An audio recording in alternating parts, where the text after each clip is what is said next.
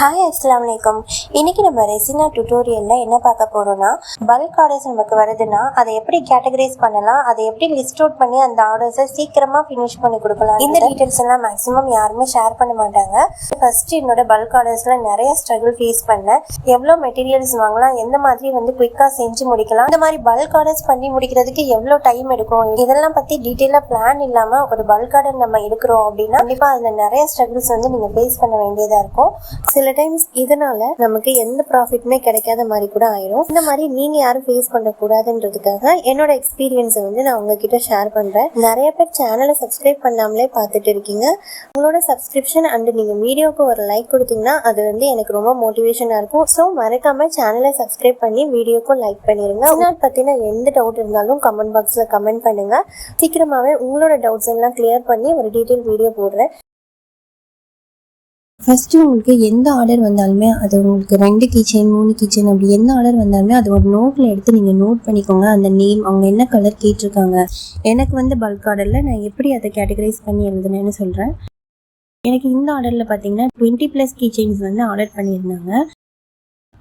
இந்த ஆர்டர் ரொம்ப நாளாச்சு. இந்த வீடியோ ரொம்ப நாள் முன்னாடி எடுத்தது. இப்போ தான் இது போடுறதுக்கு டைம் கிடச்சிச்சு. எனக்கு ஃபஸ்ட்டு இந்த பல்க் ஆர்டர் பார்த்தீங்கன்னா ஆல்ஃபபெட் கீச்செயினில் தான் வந்துச்சு.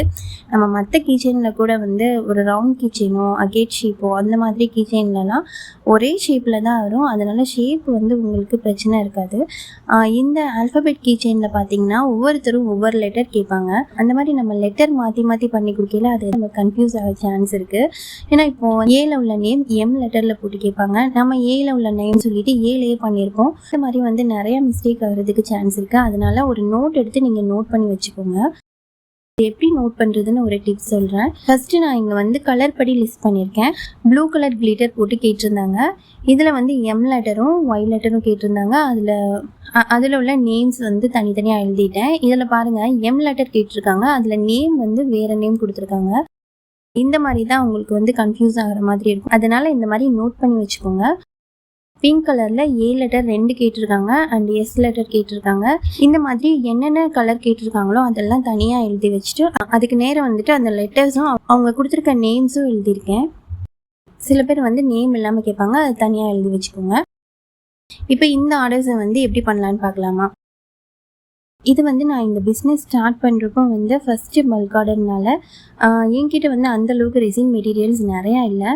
நான் நிறைய இன்வெஸ்ட் பண்ணல, கொஞ்சம் மெட்டீரியல்ஸ் தான் வச்சுருந்தேன். அதை வச்சு தான் இந்த பல்க் ஆர்டர் ரெடி பண்ணேன். ஃபஸ்ட்டு ஒரு ஃப்ரண்ட் சைட் ஆல்ஃபபெட் மோல்டு வாங்கியிருந்தேன். இது ஒன்று வச்சு நம்மளால் இந்த பல்க் ஆர்டர் நம்ம முடிக்க முடியாது. ஸோ இன்னொரு பேக் சைட் ஆல்ஃபபெட் மோல்டும் வாங்கிக்கிட்டேன். ஹோல் இருக்க மாதிரியான ஆல்ஃபபெட் மோல்டு தான். இந்த மாதிரி பல்க் ஆர்டர் எடுக்கும்போது நீங்கள் இன்னொரு விஷயம் என்ன பண்ணணும்னா, கஸ்டமர் கிட்ட நீங்கள் கண்டிப்பாக ஃபினிஷ் பண்ணி கொடுக்குறதுக்கு டைம் கேட்கணும். அட்லீஸ்ட் ஒரு 1 வீக் to 10 days ஆகுது நீங்கள் டைம் கேளுங்க. அதுக்குள்ளேயே முடிச்சிடலாம். பட் நம்ம இந்த மாதிரி பிகினராக இருக்கும்போது நிறைய மெட்டீரியல் நம்மக்கிட்ட இருக்காது. ஒன்று ஆர்டர் பண்ணியிருக்கோம், அது வர லேட் ஆகிருக்கும். என்ன மாதிரி இருக்கிற மெட்டீரியல்லே நீங்கள் பண்ணிங்க அப்படின்னா இந்த 2 மோல்டு வச்சுட்டு இவ்வளோ கிச்சன் பண்ணுறதுக்கு ரொம்ப டைம் எடுக்கும். ஏன்னா இங்கே பார்த்தீங்கன்னா ஏ லெட்டர்லேயே நிறைய கேட்டிருக்காங்க. ஒன்று நம்ம போர் பண்ணி எடுக்கிறதுக்கே 1 day ஆயிரும். அதை ஃபுல்லாக நம்ம ஃபினிஷ் பண்ணி எடுக்கணும், கிளியராக இருக்கணும் அப்படின்னா எப்படியும் ஒரு 2 daysனாலும் எடுக்கும். அந்த மாதிரி இருக்கப்போ நீங்கள் கஸ்டமர் கிட்ட உங்களோட ப்ராடக்ட் ஃபினிஷ் பண்ணுறதுக்கான டைம் ஒரு 1 week to 10 days வரை டைம் கேளுங்க. அதுக்குள்ளே நீங்கள் முடிச்சிட்டிங்கன்னா நீங்கள் தாராளமாக டெலிவரி கொடுத்துடலாம். நம்மளோட ஆர்டர்ஸை நம்ம பெர்ஃபெக்டாக குவாலிட்டியாக பண்ணி கொடுக்கணும். அதான் எங்கள் விஷயமே. ஸோ இதையும் நோட் பண்ணிக்கோங்க. இப்போ நம்ம கீச்செயின் பண்ண ஸ்டார்ட் பண்ணிடலாம். நான் இந்த பிராண்ட் அமேசானில் வாங்கியிருந்தேன் ஒரு டைம். இந்த பிராண்ட் ரெசினுமே நல்லா இருந்துச்சு. ரொம்ப ஃபாஸ்ட் க்யூரிங் சொல்ல முடியாது, ரொம்ப லேட்டாகவும் க்யூர் ஆகும்னு சொல்ல முடியாது. ஒரு மீடியம் டைமில் இந்த பிராண்ட் ரெசின் க்யூர் ஆச்சு. இப்போ நம்மக்கிட்ட ஃபாஸ்ட் க்யூரிங் அவைலபிளாக இருக்குது. வேணுன்றவங்க பர்ச்சேஸ் பண்ணிக்கோங்க. உங்களுக்கு 5 to 7 hourலேயே அது ஃபுல்லாக ட்ரை ஆகிடும். இந்த ரெசின் பார்த்தீங்கன்னா க்யூர் ஆகிறதுக்கு கொஞ்சம் டைம் எடுத்துச்சு. இருந்தாலும் 1 day அளவுக்கு டைம் எடுக்கல. டோமோ பிராண்ட் ரெசின்லாம் 1 day அளவுக்கு டைம் எடுக்கும். நான் பிகினராக இருக்கும்போது அந்த ரெசின் பண்ணேன். பிகினர்ஸ் அந்த மாதிரி லேட்டாக க்யூர் ஆகிற ரெசினே யூஸ் பண்ணுங்கள். அதுதான் பிகினராக இருக்கப்போ நம்ம நல்லா ஃபினிஷ் பண்ணி கொடுக்குறதுக்கு கரெக்டாக இருக்கும். கொஞ்சம் எக்ஸ்பீரியன்ஸ் ஆகிட்டிங்கன்னா ஃபாஸ்ட் க்யூரிங் ரெசினுக்கு நீங்கள் போகலாம். இது எனக்கு 2:1 ரெசின்னால 2 times ரெசினும் 1 time ஹார்ட்னரும் எடுக்கிறேன். இந்த வீடியோ எடுத்து ரொம்ப நாள் ஆகிட்டதுனால எடுத்தேன்னு சொல்லிட்டு எனக்கு ஞாபகம் இல்லை. ரெசின் ஒரு 8 cap அளவுக்கு ஊற்றிருப்பேன்னு நினைக்கிறேன். 4 cap அளவுக்கு நம்ம ஹார்ட்னர் எடுத்துக்கணும். நான் வந்து மேக்ஸிமம் வெயிங் மிஷின் யூஸ் பண்ணுறதில்ல. பெரிய ப்ராஜெக்டாக இருந்தால் மட்டும்தான் வெயிங் மிஷின் யூஸ் பண்ணுறேன். இந்த மாதிரி சின்ன ப்ராஜெக்டாக இருக்கப்போ நம்ம வந்து 1 கீ செயின் 2 கீ செயின் அந்த மாதிரி பண்ணுறப்போ இந்த மாதிரி கேப்பில் எடுத்து பண்ணும்போது அக்யூரேட்டாகவும் இருக்குது, ரொம்பவும் வந்து ரெசின் வேஸ்ட் ஆகாது. அதனால தான் இந்த மாதிரி சின்ன சின்ன கேப் வந்து நான் எடுத்து வச்சுப்பேன். நம்ம ரெசின் ஆட் பண்ணிட்டோம் அண்ட் ஹார்ட்னர் ஆல்சோ ஆட் பண்ணியாச்சு. இந்த ரெசின் யூஸ் பண்ணப்போ ரெசினில் எனக்கு அந்தளவுக்கு ஸ்மெல் வரல, ஆனால் ஹார்ட்னரில் எனக்கு ஸ்மெல் தெரிஞ்சிச்சு. இந்த மாதிரி புதுசாக நீங்கள் ஏதாவது ரெசின் எப்போவுமே யூஸ் பண்ணுற ரெசின் இல்லாமல் புதுசாக நீங்கள் ஏதாவது யூஸ் பண்ணுறீங்கன்னா கண்டிப்பாக மாஸ்க் போட்டுக்கோங்க. அலர்ஜி வீசிங் இந்த மாதிரி இருக்கிறவங்களுக்கு லைட்டாக வந்து அதோட எஃபெக்ட் காட்டும். ஏன்னா எனக்கு அந்த மாதிரி இருந்துச்சு, அதனால மாஸ்க் போட்டு நம்ம பண்ணுறது கொஞ்சம் சேஃபாக இருக்கும். ரெசினை வந்து நம்ம மிக்ஸ் பண்ணிக்கலாம். மிக்ஸ் பண்ணும்போது நம்ம எப்போவுமே சொல்கிற மாதிரி ரொம்ப ஃபாஸ்ட்டாகவும் மிக்ஸ் பண்ண வேணாம், ஓரளவுக்கு கொஞ்சம் ஸ்லோவாகவே மிக்ஸ் பண்ணுங்கள். அண்ட் பபிள்ஸ் எல்லாம் அதில் வந்து ரிலீஸ் ஆயிரும். நிறைய பேர் வந்து 5 மினிட்ஸ் 10 மினிட்ஸ் அந்த மாதிரிலாம் மிக்ஸ் பண்ணிவிட்டு எனக்கு வந்து நான் போர் பண்ணுறதுக்குள்ளேயே க்யூர் ஆகிடுச்சு அப்படின்ற மாதிரிலாம் சொல்கிறாங்க. நீங்கள் ஃபாஸ்ட் க்யூரிங் ரெசின் யூஸ் பண்ணிங்கன்னா 2 to 3 மினிட்ஸே போதும். நீங்கள் அந்தளவுக்கு மிக்ஸ் பண்ணிவிட்டு ஒரு 2 மினிட்ஸ் வச்சாலே அதோட பபிள்ஸ் எல்லாம் ரிலீஸ் ஆயிரும். பபிள் பஸ்டர் ஸ்ப்ரே யூஸ் பண்ணிவிட்டு நீங்கள் அடுத்து போர் பண்ண ஆரம்பிச்சிடலாம். இந்த மாதிரி கொஞ்சம் லேட்டாக க்யூர் ஆகிற ரெசின்னா மேக்ஸிமம் ஒரு 3 மினிட் அந்தளவுக்கு நீங்கள் மிக்ஸ் பண்ணால் போதும், ரொம்ப நேரம் மிக்ஸ் பண்ண வேணாம். கலர் படி தான் நம்ம போர் பண்ண போகிறோம். ஸோ 4 கலரையும் இந்த மாதிரி நான் தனித்தனியாக எடுத்து வச்சுக்கிறேன். பிங்க் கலர், பர்பிள் கலர், இன்னொன்று சில்வர் கலர்னு நினைக்கிறேன், இன்னொன்று வந்துட்டு ப்ளூ கலர். 4 கலரையும் தனித்தனியாக எடுத்து வச்சுக்கிறேன். இன்னும் ஷைனிங்காக வேணும் அப்படின்னா இந்த மாதிரி சங்கி கிளிட்டர்ஸ் வந்து வாங்கிக்கோங்க. இதில் இந்த சில்வர் கலர் வந்து மஸ்ட்டாக எல்லோரும் பர்ச்சேஸ் பண்ணிக்க வேண்டியதுன்னு சொல்வேன். ஏன்னா நீங்கள் எந்த கிளிட்டரில் இந்த சில்வர் கலர் ஆட் பண்ணாலும் உங்களுக்கு வந்து அது தனி லுக் கொடுக்கும். ஸோ இப்போ நான் சில்வர் கிளிட்டரையும் ஆட் பண்ணிவிட்டு இதுக்கப்புறமா இந்த ரெசினை வந்து கொஞ்சமாக அதில் மிக்ஸ் பண்ணிக்கிறேன். எந்த கலர் லெட்டர்ஸ் அதிகமாக இருக்கோ அதை மட்டும் நீங்கள் அதிகமாக எடுத்துக்கோங்க, மற்றதெல்லாம் கொஞ்சமாக எடுத்துக்கலாம். நோட் பண்ணி வச்சுருக்கதை பார்த்து ஒவ்வொரு லெட்டராக வந்து போர் பண்ண போகிறோம். உங்களோட மோல்டு வந்து நல்லா க்ளீனாக ட்ரையாக இருக்கான்னு பார்த்துக்கோங்க. அப்படி இல்லைன்னா செல்லோ டேப் வச்சு அதை க்ளீன் பண்ணிக்கோங்க. நான் ஃபஸ்ட்டு வந்து M லெட்டர் ப்ளூ கலரில் கேட்டிருந்தாங்க, இல்லை வேறு என்ன லெட்டர் கேட்டிருக்காங்களோ அதையும் பண்ணிடலாம். இப்போ வந்து N லெட்டர் கேட்டிருந்தாங்க, என்லையும் இந்த மாதிரி இதில் மட்டும் இந்த டிசைன் இருக்க மாதிரி தான் கேட்டிருந்தாங்க, மற்ற எல்லாம் டிரான்ஸ்பரண்ட்டாக இருக்கும். ஸோ எட்ஜஸில் மட்டும் கொடுத்துட்டு நெக்ஸ்ட்டு வந்து இந்த பிங்க் கலர் கொடுத்தாச்சு. பிங்க் கலர் வந்து ஏக்கு கொடுத்துருக்கேன், 2 ஏக்குமே பிங்க் கலர் கொடுத்துருக்கோம். கிளிட்டர் வந்து கொஞ்சம் எல்லா இடத்துக்கும் ஸ்ப்ரெட் ஆகிற மாதிரி இருந்ததுனால நான் ரெசின் வந்து உடனே ஊற்றிட்டேன். அதே மாதிரி S லெட்டர் கொடுத்துட்டு அதுலேயும் கிளிட்டர் போட்டாச்சு. Mல வந்து பீகாக் க்ரீன் மாதிரி கேட்டிருந்தாங்க, அதுவும் கொடுத்தாச்சு.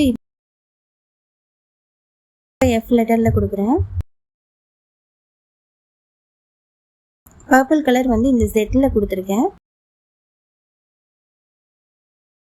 அண்ட் Nல Rல K J இதெல்லாம் வந்து பர்பிள் கலர் கொடுக்குறேன்.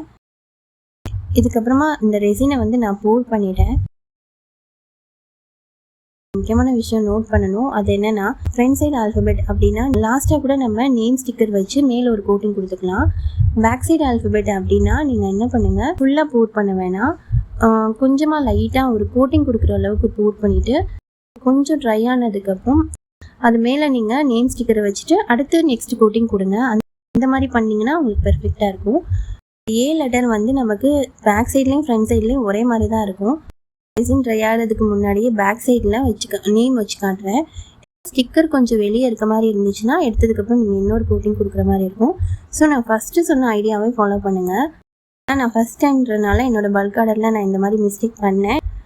நெக்ஸ்ட்டு தான் இதெல்லாம் பண்ணக்கூடாதுன்னு கற்றுக்கிட்டேன். நீங்கள் நேமே கொடுக்காம இந்த லெட்டரை வந்து மோல்ட்லேருந்து எடுத்துட்டீங்க அப்படின்னா எடுத்ததுக்கப்புறமா லேட்டக்ஸ் அப்ளை பண்ணிவிட்டு மேலே வந்து நேம் ஸ்டிக்கர் வச்சுட்டு அதுக்கு மேலே ஒரு கோட்டிங் கொடுங்க. இந்த மோல்டில் ஏதாவது ஒரு மெத்தட் வந்து ஃபாலோ பண்ணிக்கோங்க. மோல்டுக்குள்ளே வச்சு நீங்கள் எல்லா ஒர்க்கும் முடிக்கிறது தான் உங்களுக்கு வந்து நல்ல ரிசல்ட் கிடைக்கும். சப்போஸ் உங்களுக்கு அடுத்து ஒரு அர்ஜென்ட் ஆர்டர் இருக்குது, அது பண்ணணும் அப்படின்னா மோல்டு விட்டு எடுத்துகிட்டு நீங்கள் இந்த மாதிரி பண்ணிக்கலாம். இது க்யூர் ஆகிறதுக்கு 1 டே டைம் கொடுத்தோம், க்யூர் ஆகிடுச்சு. அந்த கீ செயின்ஸும் ரெடி ஆகிடுச்சு. இதுக்கு சார்ம்ஸ் வச்சு இந்த கீ செயின்ஸ் வந்து ரெடி பண்ணியாச்சு. இந்த வீடியோவில் நீங்கள் பல்க் ஆர்டர் எப்படி பண்ணலான்னு என்னென்ன மிஸ்டேக் பண்ணக்கூடாது அப்படின்னு உங்களுக்கு டீட்டெயிலாக தெரிஞ்சிருக்கும். இந்த மாதிரி மைன்யூட் மிஸ்டேக் எல்லாம் வந்து நம்ம ஒர்க் பண்ணிட்டு இருக்கும் போது தான் இதெல்லாம் பண்ணக்கூடாது அப்படின்னு தோணும். நம்ம அடுத்த ஆர்டரில் வந்து இதை நம்ம சரி பண்ணிக்குவோம். அப்படிதான் எனக்கும் இதில் உள்ள சில ஐடியாஸ் வந்து தோணுச்சு. இதெல்லாம் வந்து நம்ம எக்ஸ்பீரியன்ஸ் பண்ணுறதுலேருந்து கற்றுக்கிறது. எவ்வளோதான் ரெசின் ஆர்ட் கிளாஸ் இந்த மாதிரி போனாலும் ஒவ்வொரு ஆர்டர் பண்ணும்போதும் நம்ம ஏதாவது ஒரு மிஸ்டேக் பண்ணுவோம். அதுலேருந்து நெக்ஸ்ட் ஆர்டர்ஸ் வந்து நம்ம அந்த மாதிரி பண்ணக்கூடாதுன்னு அந்த மிஸ்டேக்கை வந்து திருத்திப்போம். இந்த மாதிரி நிறைய குட்டி குட்டியான டிப்ஸ் எல்லாம் உங்களுக்கு நெக்ஸ்ட் வீடியோலையும் தரேன். மறக்காமல் சேனலையும் சப்ஸ்கிரைப் பண்ணி வீடியோ லைக் பண்ணிடுங்க. ரெசின் ஆர்ட் பண்ணுற உங்களோட ஃப்ரெண்ட்ஸ்க்கும் ஷேர் பண்ணுங்கள், ரொம்ப யூஸ்ஃபுல்லாக இருக்கும். அண்ட் ரெசின் மெட்டீரியல்ஸ் வேணும்னா இந்த வாட்ஸ்அப் நம்பரை காண்டாக்ட் பண்ணுங்கள். உங்களோட doubts and comments and next எதை பற்றின வீடியோ போடலாம் அப்படின்றத கமெண்ட் பாக்ஸில் கமெண்ட் பண்ணுங்கள்.